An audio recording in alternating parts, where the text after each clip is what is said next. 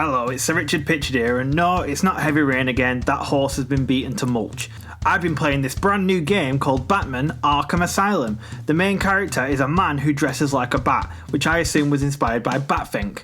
The game begins with Batman entering the titular asylum with this colourful jester man named the Joker. Apparently he's super dangerous, like Pogo the Clown level menace. So he gets strapped to a pallet, and after giving him a little choke just for fun, Batman watches him get wheeled to the non-sward. However, he's not there 5 seconds before he breaks out and sets his boys on us. Batman very gently puts them all to sleep before heading into the asylum to bring Joker back to justice. Turns out the Joker isn't the only flamboyant nonce in Gotham, because we run into Zaz, who looks like Dalsim took one too many uppercuts to the bonce and decided to start murdering people. He's got some poor guy strapped to a chair, but we take him firmly from behind and smash his face to knock him out. The Joker smuggled his ditzy girlfriend into the asylum as well, and surprisingly she seems of age, and she's taken the warden hostage. Next we find a load of guards and one of the Joker's goons trapped in a room filling with deadly gas. Now Batman is a hero, so he gallantly rescues all of them, even the Joker's mate. That's how good he... Anyway, after using his boomerang to turn on the vents and clear the gas, we catch up to the Joker, who sets some roid monkey on us. Steroids is one hell of a drug. It's a slippery slope. 1 minute you're lifting weights with your upper body shaped like a croissant, and the next your balls are shriveled up and you're crying because you've torn your favourite Ed Hardy t-shirt. Trust me, it's no fun. After avoiding getting squished into a bat-themed novelty frisbee, the Joker gives us a free hit to kill him, but Batman can't bring himself to do it. You see, secretly, deep down, he just wants the Joker's approval. That's what it's always been about. Notice me, clown senpai. Eventually, Batman makes it out onto the island the asylum is built on, and finds out that his car is being twatted by a bunch of goons, which makes Batman go buckwild on them. It's still on hire purchase, you pricks. I've only got 5 payments left.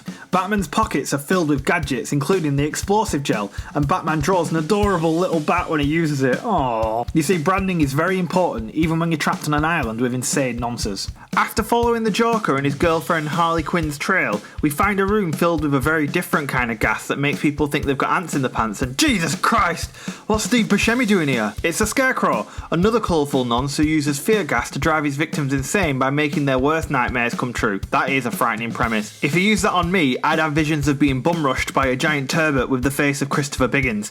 Oh, it makes me shiver just thinking about it. Batman's greatest fear is apparently to get turned into a tiny little bat boy and get chased about by a man with needle fingers. Fortunately though, the needle-fingered man suffers from migraines, so one blast of light to the face and he's done. One person who isn't done though is Bane, who Batman finds strapped up in a sex swing. He has venom pumped into him and goes absolutely hog wild. Now viewer, here we get to a real problem with this otherwise pretty amazing game. See what I did there? I made him run into a wall. That's how you defeat him. That's it. Shit boss battles is what I'm getting at. All of them are basic shite. I mean, we might as well have bounced on top of Bane's head like he's a fucking Goomba. After thinking he's beaten Bane, Batman crawls out of the sewer like an anthropomorphic turd, but Bane follows him and gives him a cuddle. Fortunately, Batman's car comes to life like Herbie and goes bananas, slamming Bane into a pond. Tragic. That car was only 2 days from retirement. Knock knock, anyone home? We'll find you.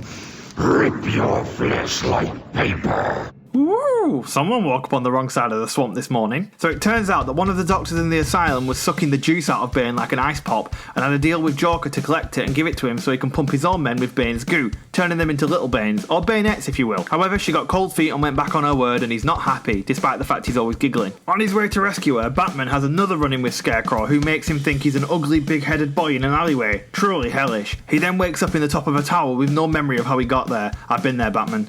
And he uses his massive bell end to break out. To be fair, I've done that quite a few times as well. This time, evil Dalsim has Dr. Young, the doctor who's been working with Joker. But for a serial killer, he seems to take ages to actually kill anyone, so one quick batarang and a savage beating from the doctor and he's out. The doctor tells us that Joker's already got buckets of venom in a lab in the gardens. Well, at least we saved her. Oh, okay. Meanwhile, Poison Ivy, who apparently is a villain who loves plants and looks like somebody who you'd see in a newspaper beneath the caption, "Last seen at Woodstock," is set free by Harley Quinn. Well, I can't see that leading to any issues. I mean, who doesn't like plants? So we rescue the warden and it's finally time to take on Harley Quinn. Oh, this is gonna be good.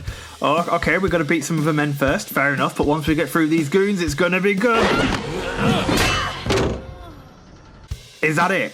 We judo roll her and leave her sobbing in a cell. Bit anticlimactic. I would have at least expected some kind of tit-themed boss fight, or maybe have to fight a giant inflatable Harley Quinn or something, but alas. So, off to the gardens to track down Joker's lab, and after a quick game of Roid Rage Buckaroo, we destroy Joker's venom vats. However, Joker knows how to make more, and apparently it involves using plants, and Poison Ivy hates it when people hurt plants. The reason she's in here in the first place is because she beat a vegan to death with a stiletto when she saw him eating an apricot. Batman theorises that if she thinks that her plants are at risk, she'll help him. We find her having a chinwag with a mobile spring onion. It tries to molest Batman, but he squishes it, causing Poison Ivy to flinch in pain. Well, when we eventually have to fight her, it'll be easy. All Batman would need to do is squash a bunch of grapes in front of her and she'll have an aneurysm. She tells us that there's an antidote, but the plant needed is in Killer Croc's lair. Before we can get there though...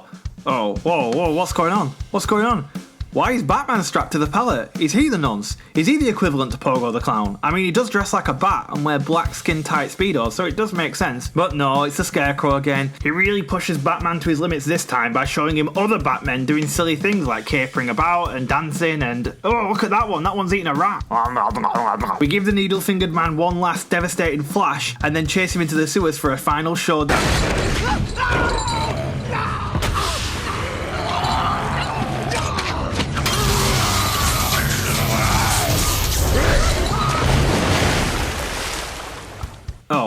Never mind. Now it's the bit we've all been waiting for, the showdown with this so-called Killer Croc. You know what? Let's just sit back and enjoy. His name is Killer Croc and his call gives him a shock. He swims in shite because he just don't give a fuck, and if he jumps out the water he looks scary and tall, but just twat him down like a game of whack-a-mole. And Batman slow crawls like he's desperate for a poo, collecting plants like we're playing fucking Pikmin 2. He looks like a demon and he's built like a tank, but like all boss battles in this game he's complete wank croc rap. Oh yeah, croc rap. So Dickie P, croc rap. Get back into the water with the other turds, you waste man. Sorry about that. Yeah, well that's the Killer Croc bit done. So whilst we were playing Grandma's Footsteps with Killer Croc, Poison Ivy's plants were going buck wild and have taken over the island. We head into the Botanical Gardens to find her and... Oh my days, that is a seductive plant right there. I never knew foliage could be so sexy. 1 minute, I think I've got some basil in the kitchen. One second.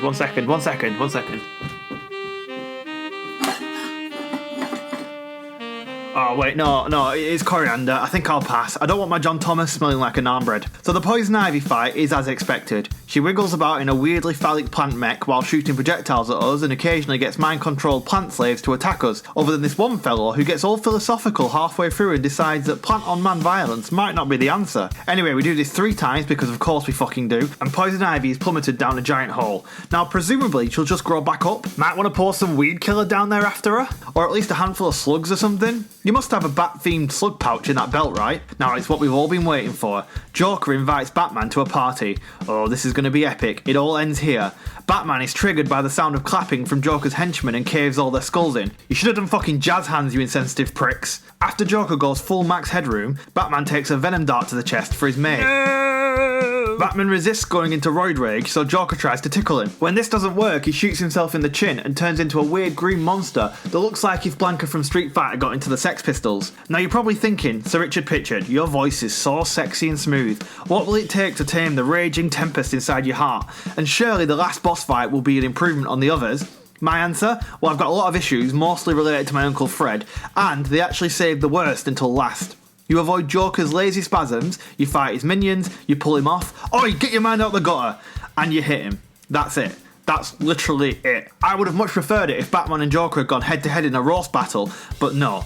We beat Joker and apparently knock out some of his teeth, and the status quo is returned. Arkham Asylum is saved and everything goes back to normal. Aside from the fact that apparently Killer Croc now has a box of Titan Venom, so I expect that will definitely be the focus of the sequel. Can't wait for that. We've got a very angry, roided up Turbot in our future. So yeah, that's Arkham Asylum. Great game, shite bosses. Probably a 7 on 10. If you have literally nothing else to do, like maybe you're trying to run down the clock till your day in court, or maybe you're waiting for experimental surgery or something, then subscribe for more videos like this. Bye bye!